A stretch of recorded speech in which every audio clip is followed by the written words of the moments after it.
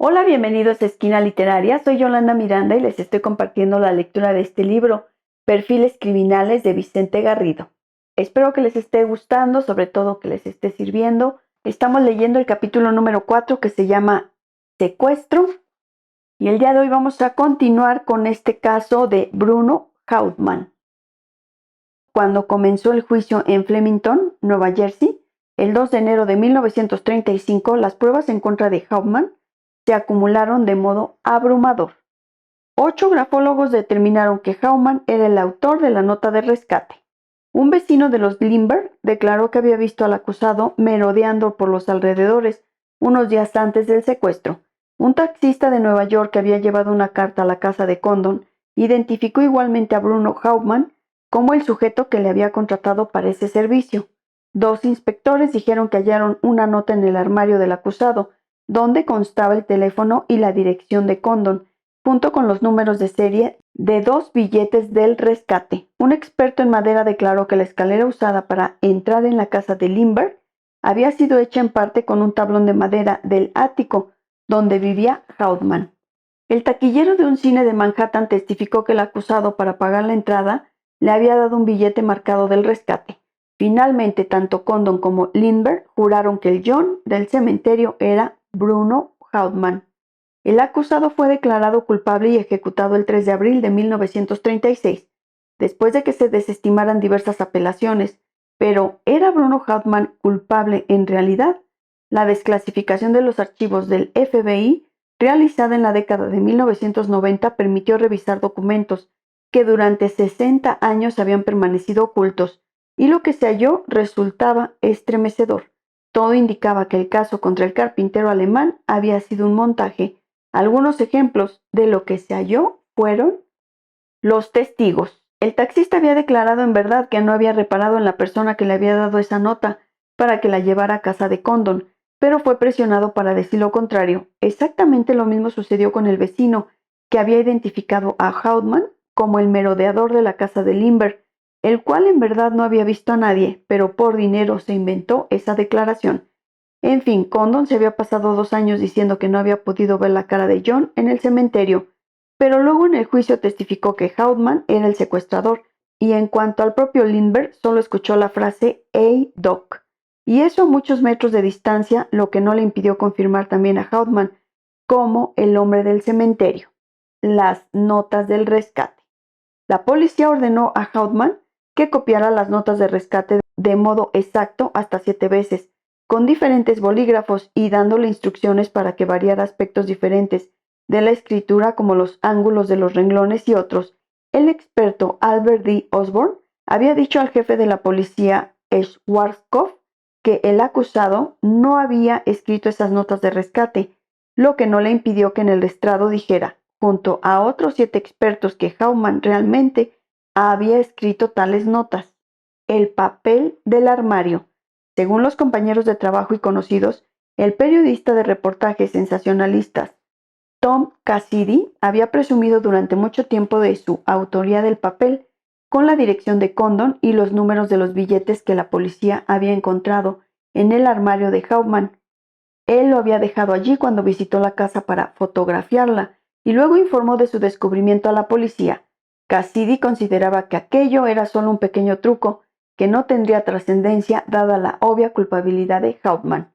El tablón del ático. El experto en maderas Arthur Koehler inicialmente había declarado que los tablones del ático de Hauptmann no habían sido usados para construir la escalera que se halló junto a la casa del niño secuestrado, pero cambió de opinión cuando 2 policías, mucho después de que se hubiera registrado la casa del acusado palmo a palmo, hallaron que faltaba un tablón en el suelo de su ático.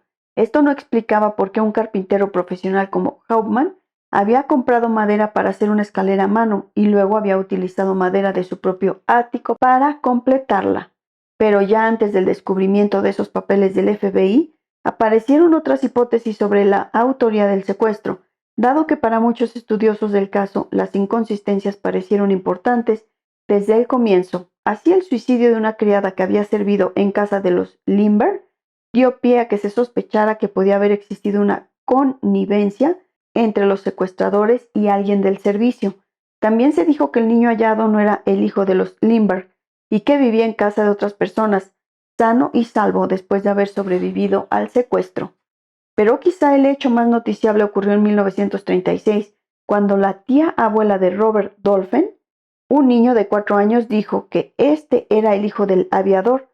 Según su relato, su sobrina Glendora había llevado a su hijo a Nueva York antes del secuestro, regresando a Ohio semanas después con una buena suma de dinero y acompañada de un niño cuyos vecinos comentaban que era muy diferente de ella.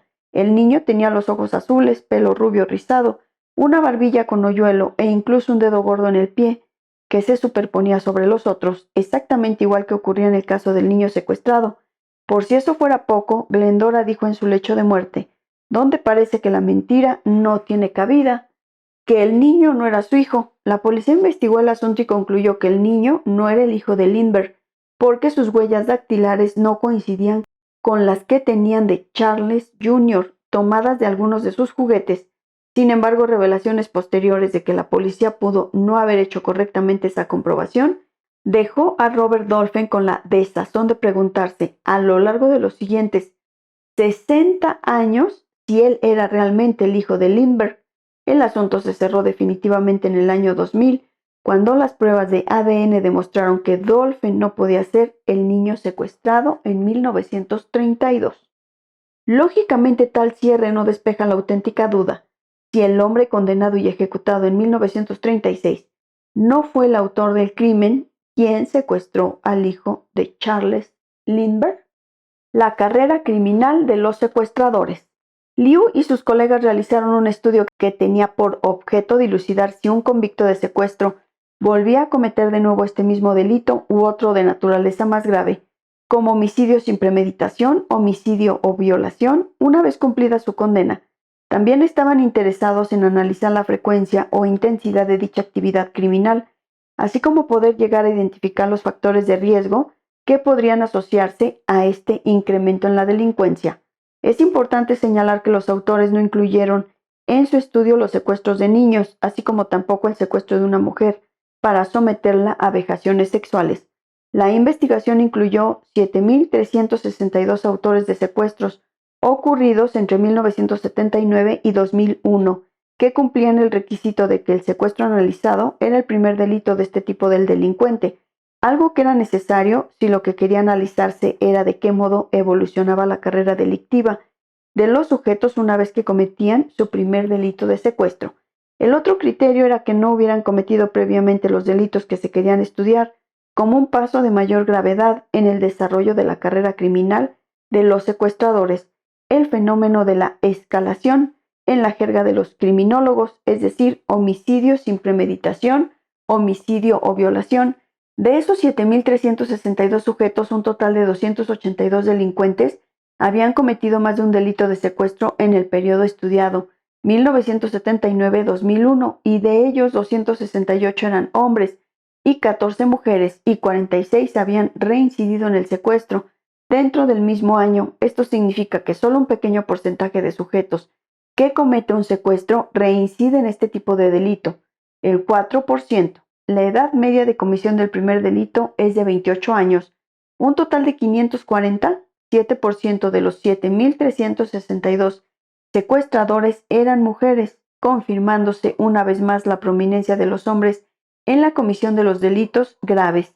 ¿Qué sucede con los otros delitos graves, homicidio sin premeditación, homicidio y violación? En la carrera delictiva de los secuestradores, la investigación reveló en este punto que un total de 347 delincuentes, 4,7% de la muestra total, cometió uno de esos delitos. En concreto, 48 sujetos cometieron una violación, mientras que solo 40 delincuentes fueron responsables de cualquier tipo de homicidio, todos hombres. Ahora bien, algunos de estos individuos resultaron claramente muy peligrosos, puesto que hubo quienes cometieron varios de estos delitos. Así, 20 individuos reincidieron cometiendo tanto una violación como un nuevo secuestro. El punto siguiente de la investigación consistió en concretar esos datos en probabilidades que reflejaran el devenir de la carrera delictiva de los secuestradores.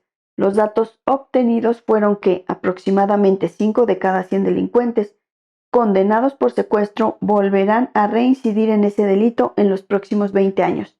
Aproximadamente 2 de cada 100 delincuentes condenados por secuestro cometerán un delito de violación en los próximos 20 años. Aproximadamente 1 de cada 100 delincuentes condenados por secuestro cometerá un delito de homicidio en los próximos 20 años. Finalmente quedaba por averiguar cuáles eran los factores de riesgo o predictores que podían estar asociados con estas reincidencias. Los análisis estadísticos de Liu y su grupo señalaron que para la reincidencia en el secuestro, solo 2 variables tuvieron capacidad predictiva: la edad del secuestrador, mayor riesgo cuanto menor edad en la comisión del primer secuestro, y el número de condenas por otros delitos que constaban en su historial. Para los otros 2 delitos que se consideraron, homicidio y violación, solo el número de condenas anteriores resultó significativo. Puede parecer que, en términos absolutos, los delincuentes de secuestros tienen una baja probabilidad de cometer un homicidio. Sin embargo, después de revisar las probabilidades asociadas a los delincuentes sexuales, los autores concluyeron que esta probabilidad era 4 veces mayor que la que tenían estos últimos de cometer un homicidio. De hecho, si comparamos a los secuestradores con la población estadounidense en general, los secuestradores tienen 30 veces mayor probabilidad de cometer un homicidio.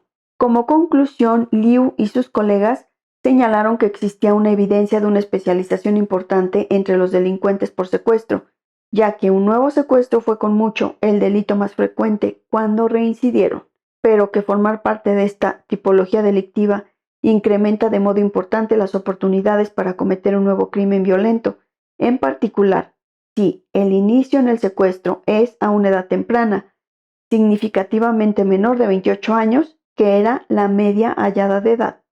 Y 2, ya se cuenta con un historial delictivo importante por otros delitos.